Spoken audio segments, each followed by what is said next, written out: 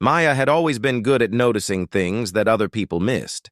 The way clouds changed shape right before rain, the exact moment when traffic lights were about to turn green, the small crack in her coffee mug that grew a little wider each morning. But for 3 months now, her attention had focused on something else entirely. Someone else, to be exact. Every workday started the same way. She'd arrive at her office building around 7 in the morning, climb 4 flights of stairs because the elevator was always crowded, and settle into her desk by the large window. Her coworkers thought she loved that spot because of the natural light. They weren't completely wrong, but that wasn't the whole truth either. Across the street stood a small coffee shop with big glass windows and a green awning that had seen better days. The place had been there for years, probably longer than Maya had been working in this neighborhood. She'd walked past it 100 times before without giving it much thought. But 3 months ago, everything changed. That's when she noticed him. Ethan worked the morning shift at the coffee shop. She didn't know his name at first, of course. He was just the guy who came outside every morning at exactly 7:15 to water the plants. The shop had maybe 8 or 9 potted plants lined up along the storefront. Nothing fancy, just regular green plants in terracotta pots. Most people would have rushed through the task, splashing water and moving on. But not him. He treated each plant like it mattered. He'd crouch down to check the soil with his fingers first, making sure it actually needed water. Then he'd lift the leaves gently, looking for brown spots or signs of damage. Sometimes he'd rotate a pot to give a different side access to the morning sun. He wore this faded blue apron that had definitely been washed too many times, and he had these glasses that kept sliding down his nose when he bent over the plants. The thing that caught Maya's attention most was how he'd push his glasses back up using his wrist instead of his fingers. His hands would be wet from the watering can, so he'd tilt his head and use the back of his wrist to adjust them. It was such a small gesture, but something about it made her chest feel tight. She started arriving at work earlier. Just 15 minutes at first, then 20, then a full half hour before she actually needed to be there. She told herself it was good to have quiet time before the office got busy. She told herself she liked watching the city wake up. She told herself a lot of things that weren't exactly lies, but weren't exactly the truth either. Her younger sister visited one weekend, and somehow the conversation turned to relationships. Maya mentioned, casually, that she'd been thinking about someone. Her sister's eyes lit up immediately, demanding details. But when Maya explained that she hadn't actually talked to this person yet, that she'd just been watching him from her office window for months, her sister's expression changed. "That's self-sabotage," her sister said, not unkindly. "You do this every time. You build up these scenarios in your head instead of actually taking a chance." Maya wanted to argue, but the words felt heavy in her mouth. Her sister wasn't wrong. Maya had spent most of her life waiting for other people to make the first move, waiting to be noticed, waiting to be chosen. It felt safer that way. If you never reached out, you could never be rejected. If you never tried, you could never fail. "I just need more time," Maya said finally. Her sister squeezed her hand. "Time for what? To keep watching from a distance? That's not a relationship. That's not even a beginning." The conversation stuck with Maya all week. She'd catch herself staring out the window and hear her sister's voice in her head. She'd watch Ethan adjust a plant, smile at something a customer said through the window, or simply stand there with his face turned up to the morning light, and she'd feel this pull in her chest. This sense that something important was happening right across the street and she was letting it pass by. Friday morning arrived cold and bright. Maya was at her desk early as usual, coffee in hand, watching the street below come to life. Right on schedule, Ethan pushed through the coffee shop door with his watering can. He'd just filled it, she could tell by the way he carried it carefully to avoid spills. He started with the first plant, checking the soil like always. Then he moved to the second one, and that's when it happened. The handle of the watering can just snapped. 1 second he was holding it normally, the next second the can was falling. water spraying everywhere as it hit the concrete. The crash echoed up to her window. Maya stood up without thinking, her hand pressed flat against the glass. She couldn't help him from up here, couldn't do anything useful at all, but her body reacted anyway. And then Ethan looked up. Their eyes met across the distance. 4 floors, 1 street, maybe 50 yards of empty air between them. But for 1 second, maybe 2, Maya felt like that distance disappeared completely. He squinted against the morning light, probably unable to see her clearly. But she saw him, the surprise on his face, the slight tilt of his head, the beginning of what might have been a smile. Then he bent down to clean up the mess, and the moment broke. Maya sat back in her chair, her heart hammering against her ribs. Her hands were shaking slightly, adrenaline flooding her system for no good reason. Nothing had actually happened. They hadn't spoken. They hadn't even really made proper eye contact. But something had shifted. Some invisible line had been crossed. That night, Maya lay in bed staring at her ceiling, replaying those 2 seconds over and over. The way he'd looked up, the way she'd stood, the distance between them that suddenly felt both impossibly far and incredibly close. Monday morning was coming, and for the first time in 3 months, Maya was going to do something about it. Monday morning felt different. Maya woke up an hour earlier than necessary, her stomach doing nervous flips like she was about to take a test she hadn't studied for.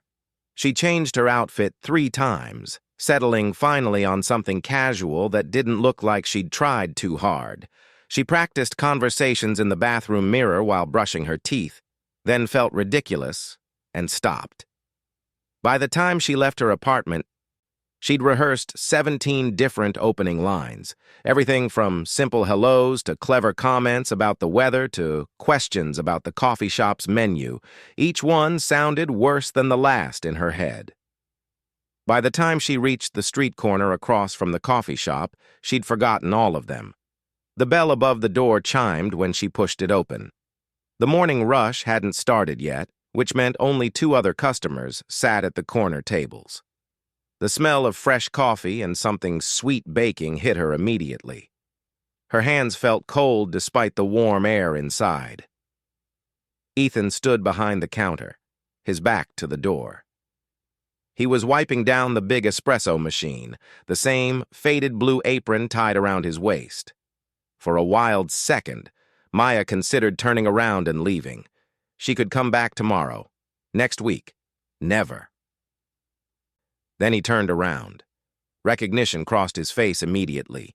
His eyebrows went up slightly, and then his mouth curved into something that definitely qualified as a smile, not a polite customer service smile either. A real one that reached his eyes behind those glasses. "Hi," Maya said. Her voice came out steadier than she'd expected, which felt like a small victory. "Hi," he replied. He wiped his hands on a towel, never breaking eye contact. "What can I get you?" Maya glanced at the menu board behind him, even though she'd already decided. "Just a latte, please. Medium." Coming right up, he moved to grab a cup, then paused. "For here or to go?" "To go," she said automatically, then immediately regretted it. Staying would have given her more time, but the words were already out there. She watched him work as she stood by the counter. His movements were efficient, but not rushed. He measured the espresso carefully, adjusted the steam wand, poured the milk in a steady stream. The same attention to detail he gave the plants outside. She noticed things she couldn't see from her window.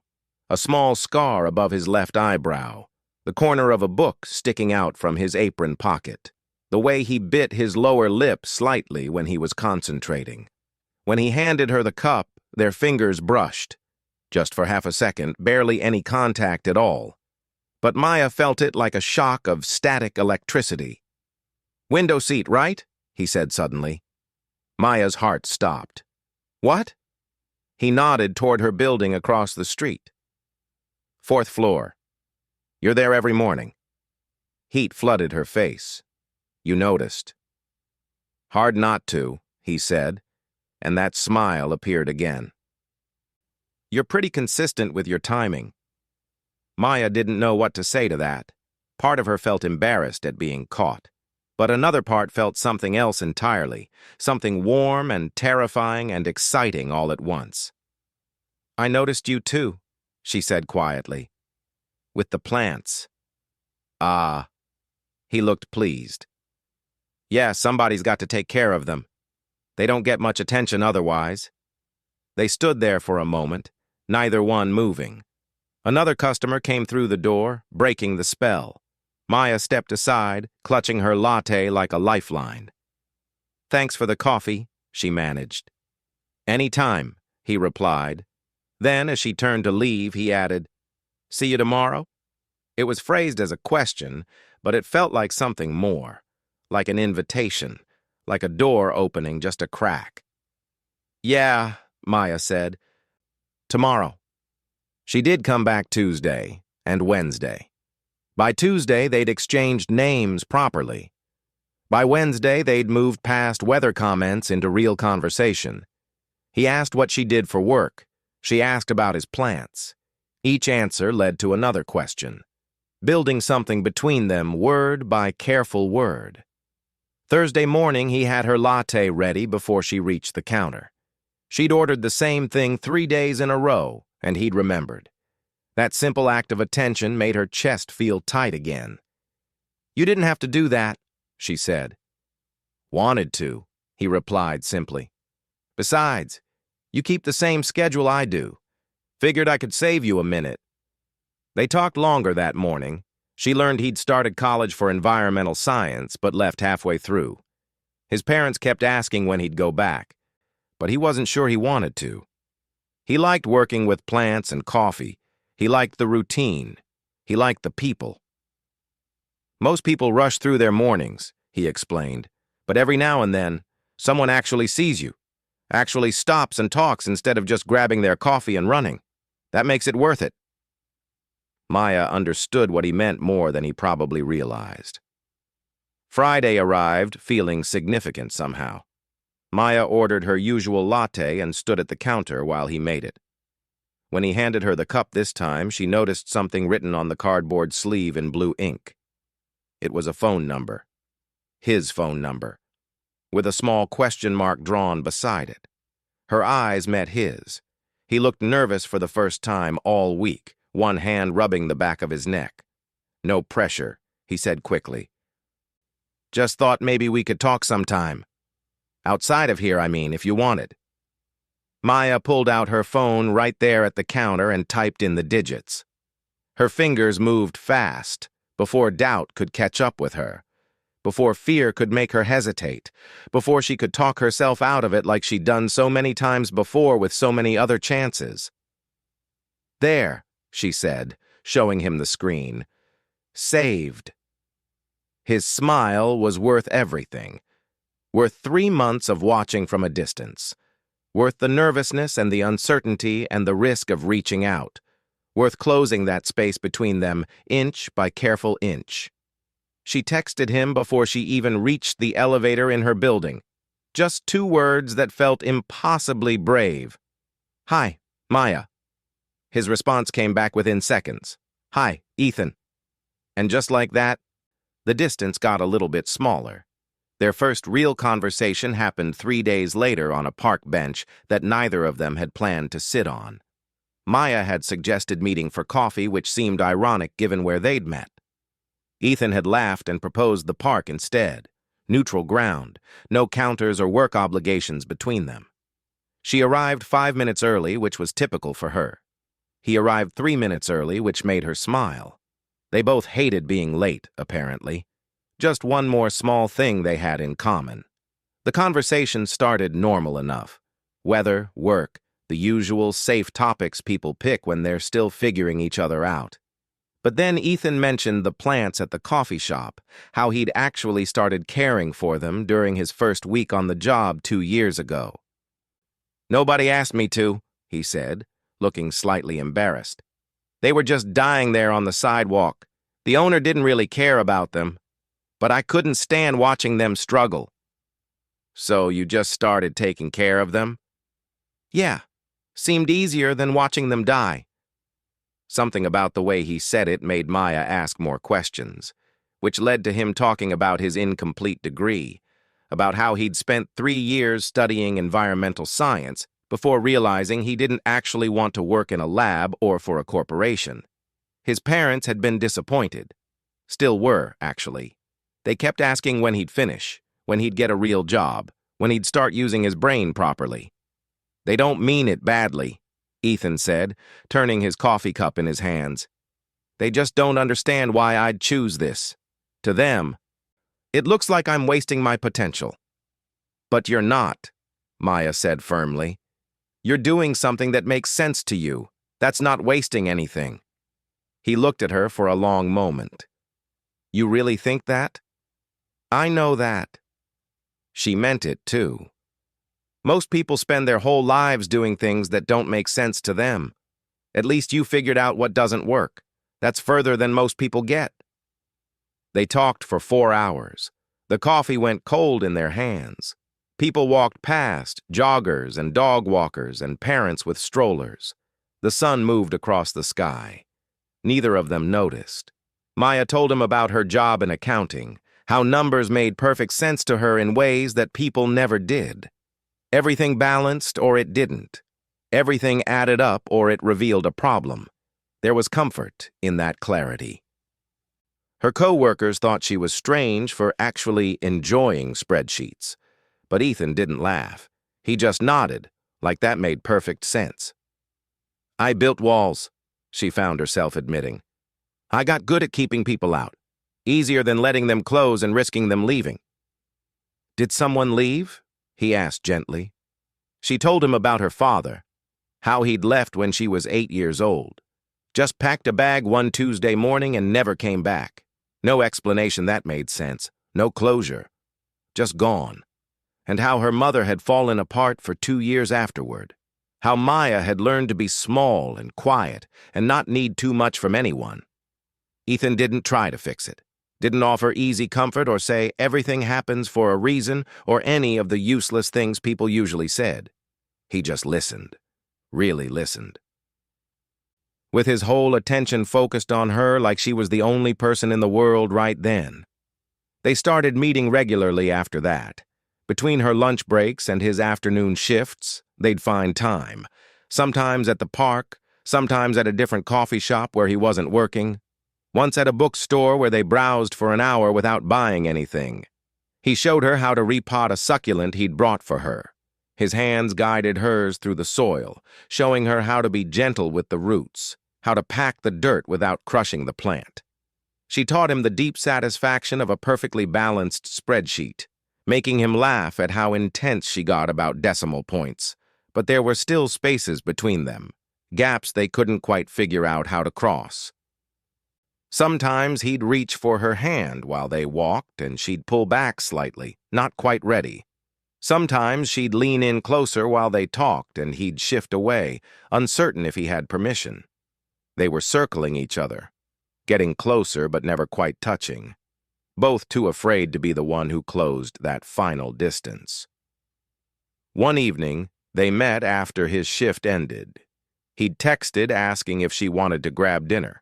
Nothing fancy, just the Thai place down the street from the coffee shop. Maya had said yes immediately, then spent an hour changing clothes and fixing her hair and talking herself through her nervousness. Dinner went well. They shared pad thai and green curry and laughed when they both reached for the same spring roll. But afterward, walking back toward her bus stop, the conversation got quieter, more careful. Can I ask you something? Ethan said suddenly. Always. Why do you pull back? He said it gently, not accusing, just asking. Every time we get close to something, you disappear a little. I can feel it. Maya's throat went tight. She wanted to deny it, but he wasn't wrong. I don't mean to, she said finally. It's just automatic, like a reflex. What are you afraid of? Everything, she wanted to say. That you'll see too much, that you'll realize I'm too much, that you'll leave like everyone else eventually leaves. I'm afraid you'll decide I'm not worth the effort, she said instead. That once you really know me, you'll realize it's easier to just walk away. Ethan stopped walking. They were under a streetlight, moths circling above their heads. He turned to face her fully. Maya, I'm not walking away. I'm right here. I've been right here this whole time. But for how long? The question came out sharper than she intended. Everyone says they'll stay until they don't. Everyone promises they'll be different until they're exactly the same. I'm not them, he said quietly. I can't make you believe that. But I'm not them. She wanted to believe him. Wanted it so badly her chest ached. But belief felt dangerous. Belief meant vulnerability.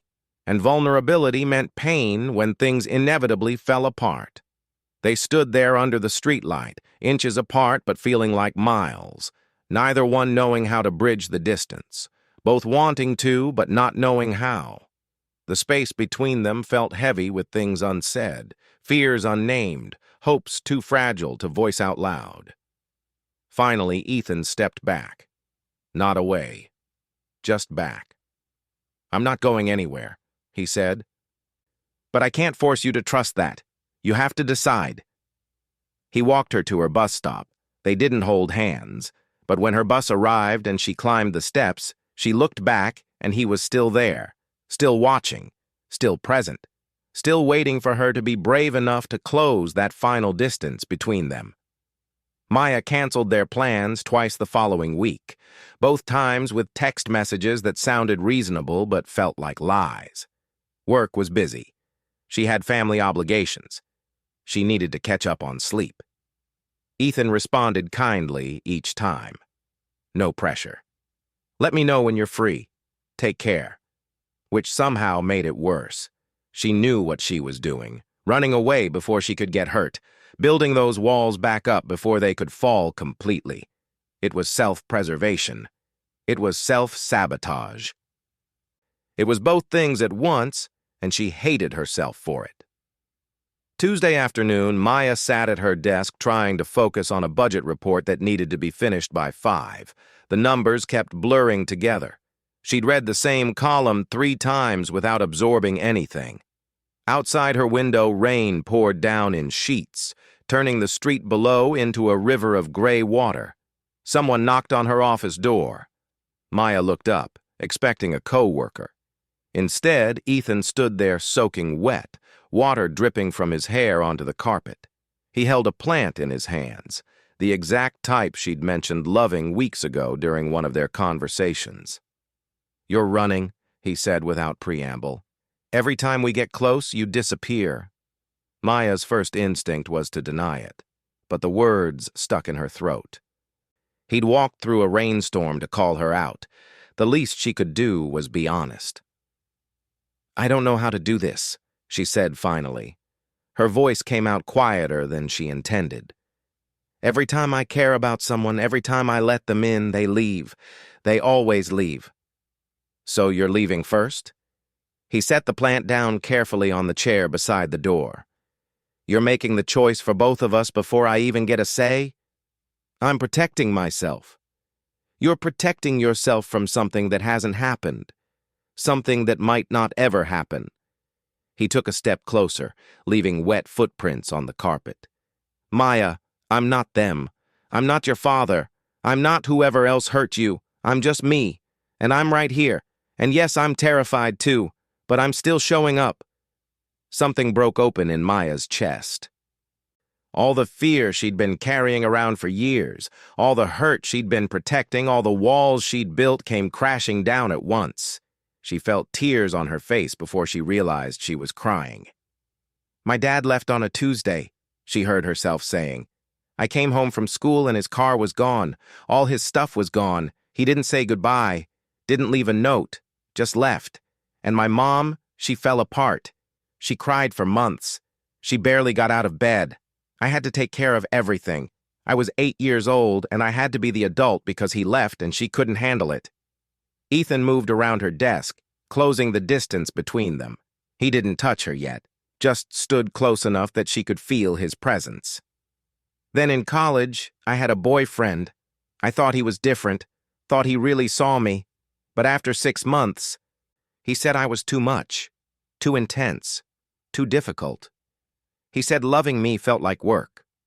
She laughed, but it came out bitter. So I learned to be less, to need less, to ask for less. And you know what? People still left. Just took them longer. I'm sorry, Ethan said softly. I'm sorry that happened to you, all of it. You didn't deserve any of that. Maybe I did. Maybe there's something wrong with me that makes people leave. Stop. His voice was firm but gentle. There's nothing wrong with you. Those people made choices, bad choices, selfish choices, but those were their choices, not your fault. Maya looked up at him through tears. How can you be sure you won't leave too? How can you promise that? I can't, he admitted. I can't promise the future. Nobody can. But I can promise right now. Today. Tomorrow. I can promise to show up and be honest and not run away when things get hard. I can promise to choose you every day that you'll let me. His hands came up to cup her face, thumbs brushing away tears.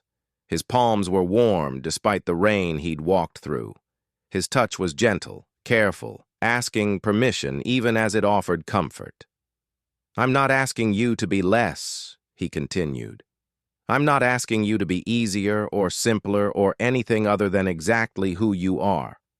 I'm asking you to let me stay, to let me prove that not everyone leaves, that some people, the right people, they stay through the hard parts. They stay because that's what you do when you care about someone. Maya's hands came up to cover his. She held onto his wrists like they were anchors keeping her grounded. I'm scared, she whispered. I know. Me too. What if I mess this up?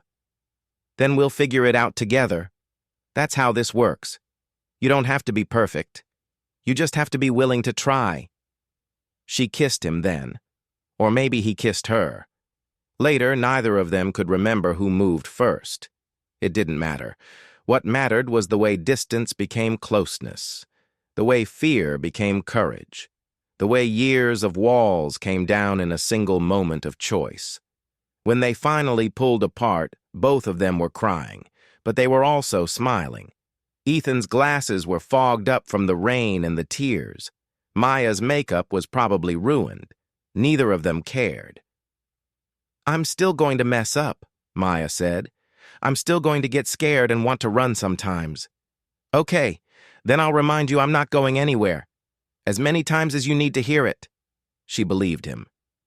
Not because he'd promised the impossible, but because he'd promised the possible. To show up, to be honest, to choose her every day. That was something she could hold on to. Outside, the rain kept falling. Inside, something new was beginning, something that felt fragile and strong at the same time, something built not on perfect promises but on honest ones, on showing up even when it was scary, on closing the distance even when it was hard. Maya picked up her phone and texted her supervisor. She was leaving early today. The budget report could wait until tomorrow. Some things were more important than spreadsheets. She grabbed her coat and took Ethan's hand. They walked out of her office together, leaving wet footprints down the hallway.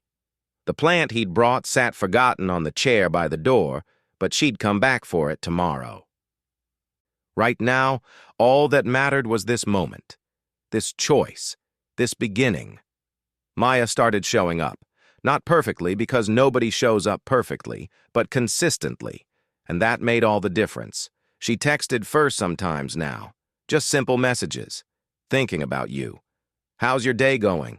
Saw something that reminded me of you. Small things that felt huge to her, each one a tiny act of bravery against years of learned distance. Ethan never made a big deal about it when she did. Never praised her for basic communication like it was some extraordinary achievement.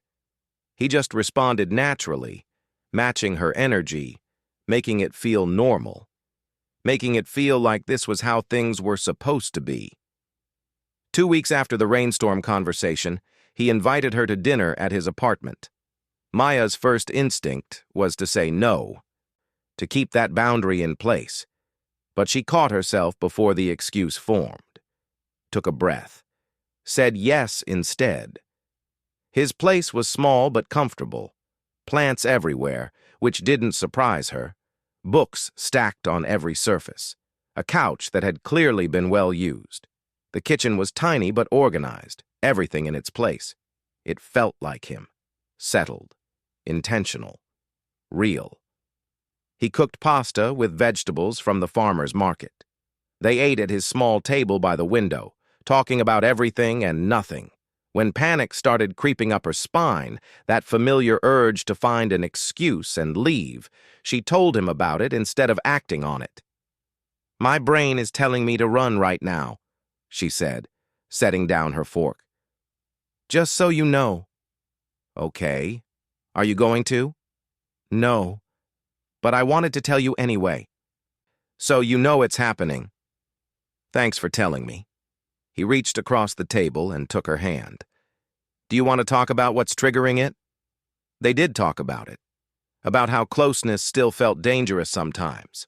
About how her body remembered old hurts, even when her mind knew this was different. About how healing wasn't linear.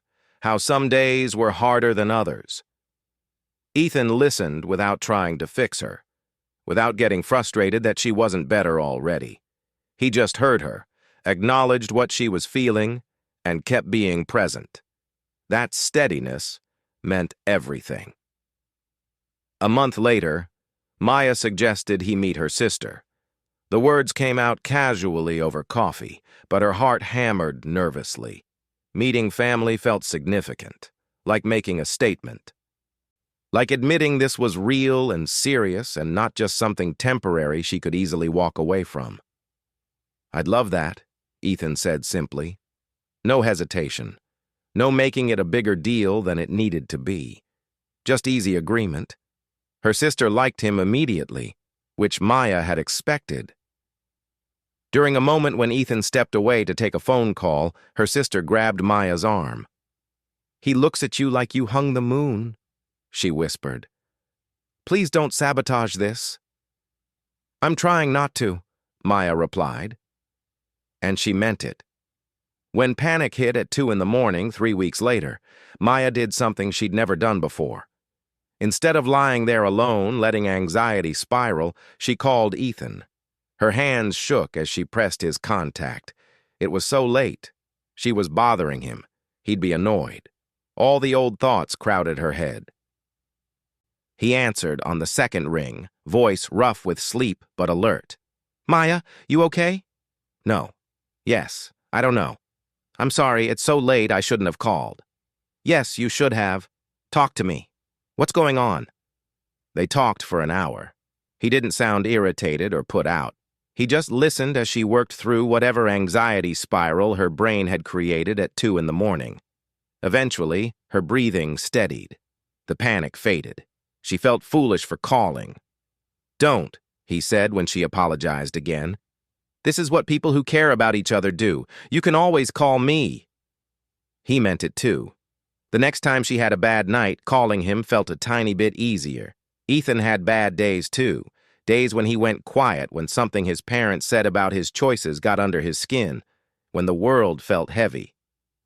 Maya learned to recognize the signs, the way his responses got shorter, the way he'd stop initiating plans. Her old instinct was to assume the worst, that he was pulling away, that she'd done something wrong, that this was the beginning of the end. But she'd learned to ask instead of assume. "You're quiet today. Want to talk about it or want distraction?" Sometimes he wanted to talk. Sometimes he wanted her to just sit with him in silence. Sometimes he wanted to be alone, and she learned that wasn't rejection, just someone needing space to process their own stuff. And he always came back. That was the part her brain was slowly starting to trust. 3 months after the rainstorm, Ethan mentioned wanting to open his own plant shop. He'd been thinking about it for over a year, saving money, researching locations. But he'd never told anyone except his best friend. He was telling her now, though, including her in his plans. asking what she thought.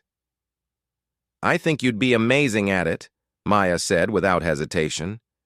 "You care about plants the way most people care about people. You'd create something special. Would you help me with the business plan? The numbers part makes my brain hurt, but you're good at that stuff." She helped him create spreadsheets, projection models, budget plans. They spent evenings going over numbers and possibilities. It felt natural working together like this, their different skills complementing each other, building something together. 6 months after the rainstorm, Maya brought it up. The thing she'd been thinking about for weeks, but hadn't had the courage to say out loud. "What if we got a place together?" The words came out fast, nervous. "I mean, we're together most nights anyway, and my lease is up in 2 months, and I just thought maybe it would make sense to." "Never mind, it's too soon. Forget I said anything." Ethan laughed, stopping her spiral. "I've been wanting to ask you that for a month, but was scared you'd think I was moving too fast." "Really?" "Really. Yes. Let's find a place together." They looked at apartments for 3 weeks before finding the right one. 2 bedrooms, which gave them each space when they needed it. Good light in the living room. A small balcony where Ethan could keep plants. Within walking distance of both their jobs. The day they moved in felt surreal. Maya kept expecting something to go wrong, some disaster to prove this wasn't real. But nothing went wrong. It was just a normal moving day. Boxes and furniture and trying to figure out where everything should go. That evening, surrounded by half-unpacked boxes, Maya hung a photo by the window. She'd printed it weeks ago, but hadn't known what to do with it until now. It showed the view from her old office, the coffee shop across the street, the exact angle where she'd first watched Ethan from a distance, too scared to close the space between them. "What's that?" Ethan asked, wrapping his arms around her waist from behind. "That's where it started, me watching you, you watering plants, both of us too afraid to actually talk to each other." "That feels like a lifetime ago." "It does, but also like yesterday." She turned in his arms, facing him properly. No pulling back, no hesitation. No fear stopping her from being exactly where she wanted to be. "Thank you," she said softly. "For what?" "For not giving up on me. For showing up even when I made it hard. For being patient while I learned how to let you in." "You don't have to thank me for that. You were worth the patience. You're worth everything." She kissed him then, and it felt different than all the kisses before. Not because anything had changed, but because everything had. Because she finally believed this was real, that he was staying, that she deserved this. Outside, the city kept moving. People maintained their careful distances, protecting their fragile hearts behind walls and excuses and fear. She understood that now more than ever. Understood how scary it was to be vulnerable, how much courage it took to choose someone and keep choosing them. But here, in this small space they'd built together, Maya had learned something important. Sometimes the bravest thing you can do is let someone come close. Sometimes the greatest risk is worth taking. Sometimes love requires you to be terrified and do it anyway. Inch by inch, she'd closed the distance. Inch by inch, she'd torn down walls. Inch by inch, she'd learned that not everyone leaves, that some people stay through the hard parts, that trust can be rebuilt even when it's been broken before. She'd found her way home, not to a place, but to a person, to herself, to the possibility that she could be loved exactly as she was, too much and too intense and too difficult and all. That all those things people had called flaws were just parts of who she was, and the right person wouldn't want her to be less. They'd just want her to be. Ethan squeezed her hand, pulling her back to the present moment, to their new apartment, to their new beginning, to everything they'd built together by refusing to let fear win. "What are you thinking about?" he asked. That I'm really glad I finally walked into that coffee shop. Me too. Best thing that ever happened to me. Same. And she meant it. Every single word.